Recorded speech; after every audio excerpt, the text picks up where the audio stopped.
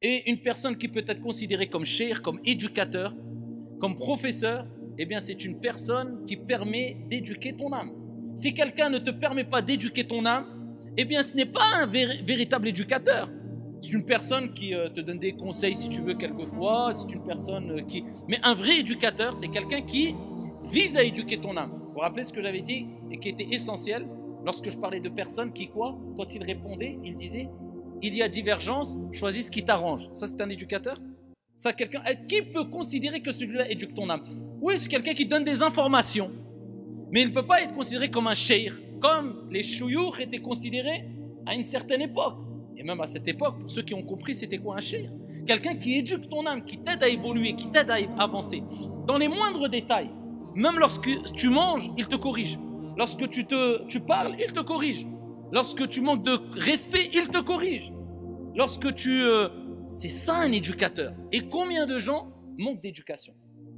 Combien de gens manquent d'éducation? Quand ils parlent, bien que la personne peut-être ait écouté 10 ans de cours ou 20 ans de cours, ou alors a suivi des cours et des cours. Mais tu vois tout de suite la différence entre quelqu'un qui a fréquenté un éducateur et quelqu'un qui n'a pas fréquenté un éducateur. Tu vois tout de suite la différence, c'est flagrant.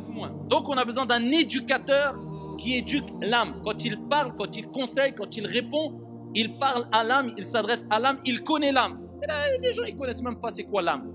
Tu dis c'est quoi le ruh, c'est quoi le nafs, c'est quoi? C'est même pas de parler pendant 2 minutes de l'âme. Celui-là, tu l'as pris comme éducateur.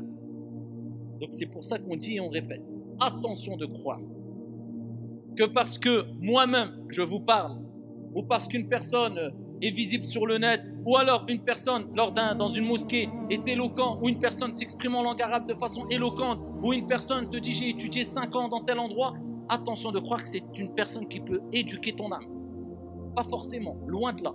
Un éducateur, c'est quelqu'un qui est doté de science et d'expérience et qui prend tous les paramètres, et parmi ces paramètres-là, quand il te conseille, il sait qu'il conseille ton âme. Et il connaît les faiblesses de l'âme. Donc il ne va pas toujours te faire plaisir.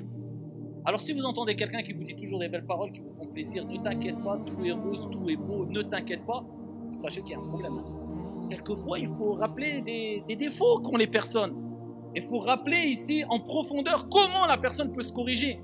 Et voilà pourquoi le prophète avec certains compagnons avait des paroles un peu plus secs, on va dire, qu'avec d'autres compagnons, parce qu'il mesurait le degré d'implication religieuse, d'expérience, de foi, de maturité, d'ancienneté, et il s'adaptait aux différentes personnes selon leur niveau. Ça, c'est un éducateur. Ça, c'est de l'art.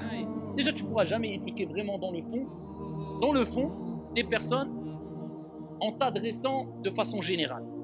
Voilà pourquoi, à toutes les époques, les gens qui ont compris cela, les étudiants en sciences qui ont compris cela, eh bien, ils rêvaient de pouvoir discuter ne serait-ce que 5 minutes avec le savant en tête à tête afin de prendre des conseils. Parce qu'ils savaient très bien que l'impact n'était pas la même.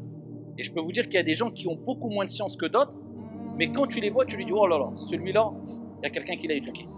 Celui-là, il a étudié 20 ans avec Cheikh, il faut qu'il reprenne tout à zéro, je crois. L'éducation de l'âme.